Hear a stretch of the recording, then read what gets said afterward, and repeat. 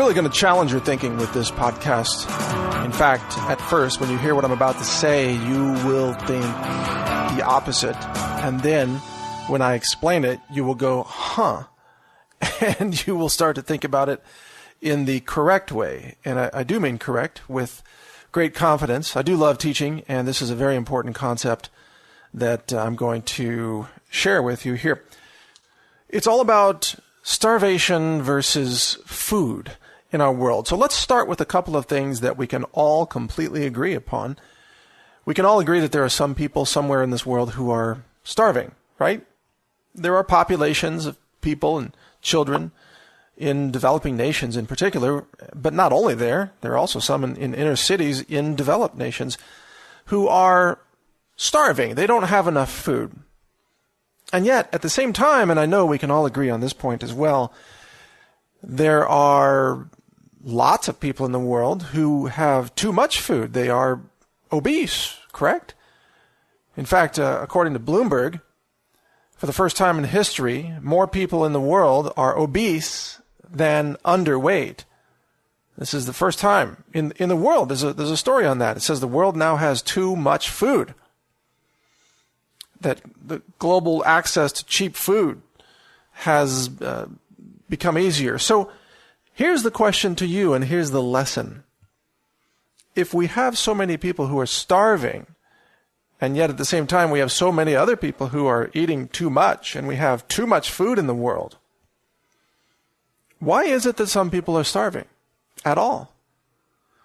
I'd like you to think very clearly and honestly with yourself about this. Is the problem that we haven't given them enough food? The answer is no. It is not a lack of food that leads to starvation. In fact, here's what I challenge you to understand.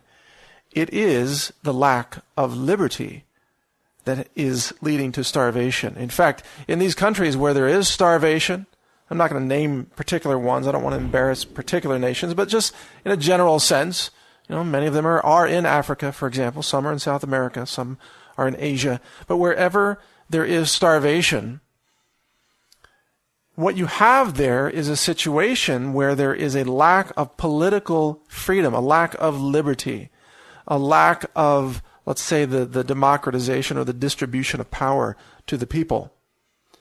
And us in the West, especially the delusional, gullible people in America who like to buy off their own personal guilt by donating food to what they think are starving children in other countries. So they make these donations and they send food to these other countries and they call it food aid. And so many Westerners think that they are solving the starvation problem by sending food. Well, I'm here to tell you that these people, you cannot solve their problem with food. You can solve it with liberty, and then the food will follow. I'm not saying don't send them food. I'm saying that to really solve the long-term problem, they need liberty. In fact, they're starving from a lack of liberty more than anything else. And this is why, because if you send large volumes of food, that food will be confiscated or monopolized by the cartels of power that exist in those countries. The very cartels, or you might say the political regime, that has caused the lack of liberty that has led to starvation in the first place. So you can send all the food aid you want to, let's say, a starving African nation. But most of that food aid is going to get taken over by the armed gangs running the country, who are all criminal government cartels.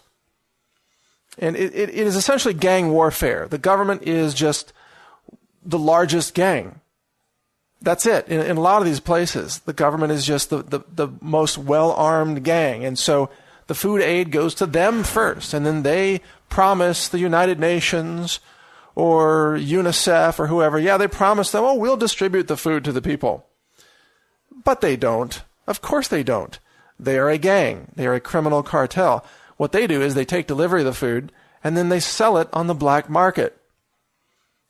to make more money, to buy more weapons, to exert more control over the population that's starving. You understand how this works?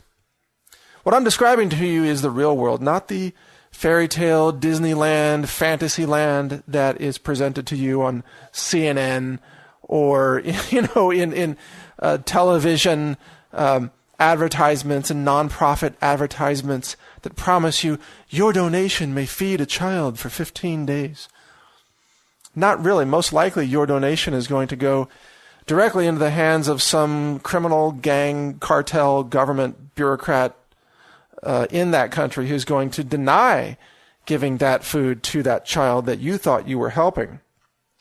And so, because we're all compassionate and we all want to help other people, we want to help starving children, we don't want to see children starve all over the world, we must be correct.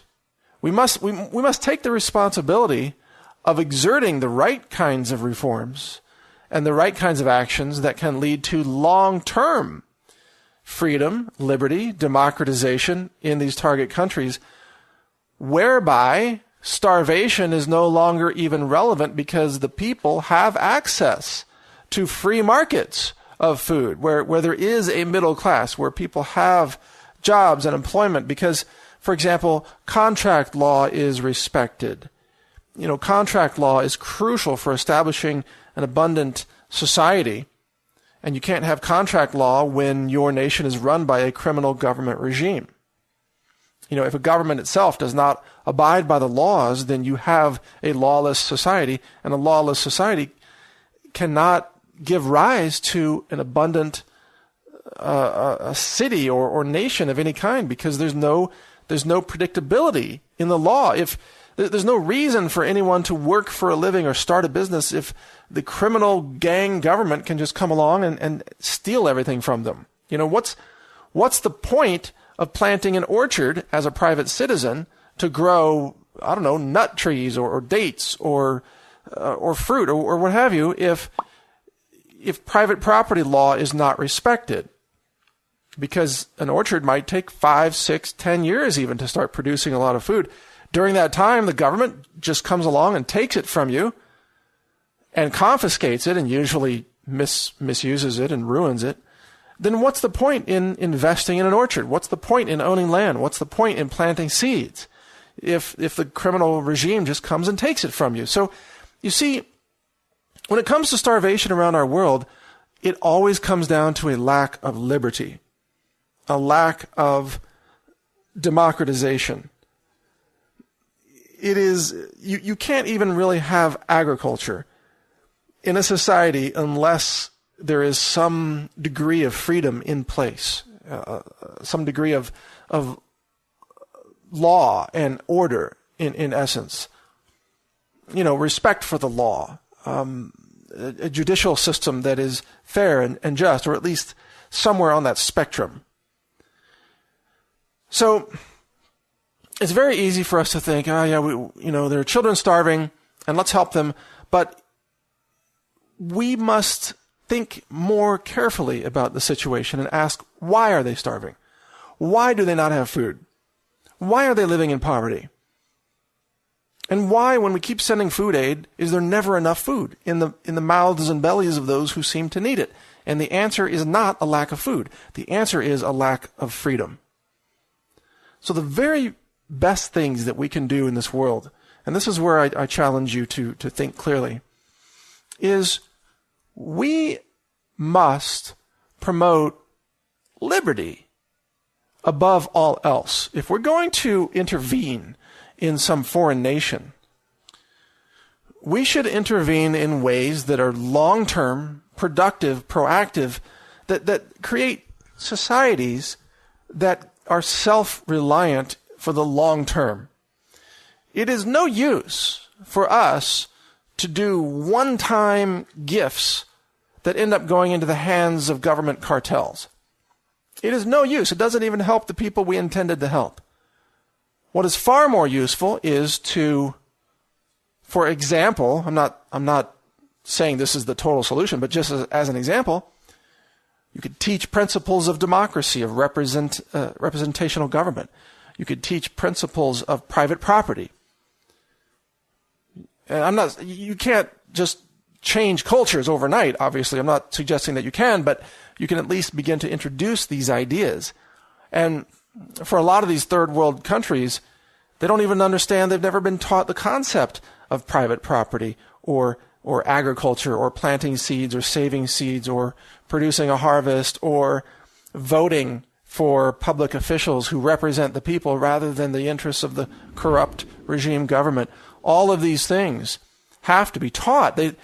You're not just born with these concepts. You actually have to learn them.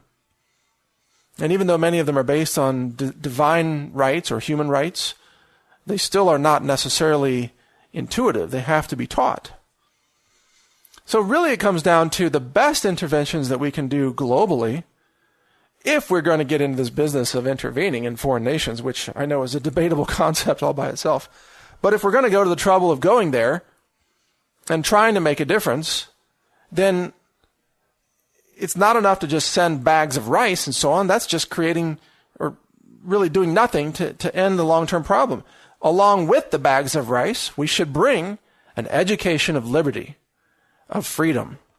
And along with that, and I know this is going to sound very controversial to some of you, but believe it or not, the entire history of liberty in the United States was based on the idea that the population had a Second Amendment, had the right to bear arms, so that they could overthrow a corrupt, armed government regime that was powering over them and domineering over them.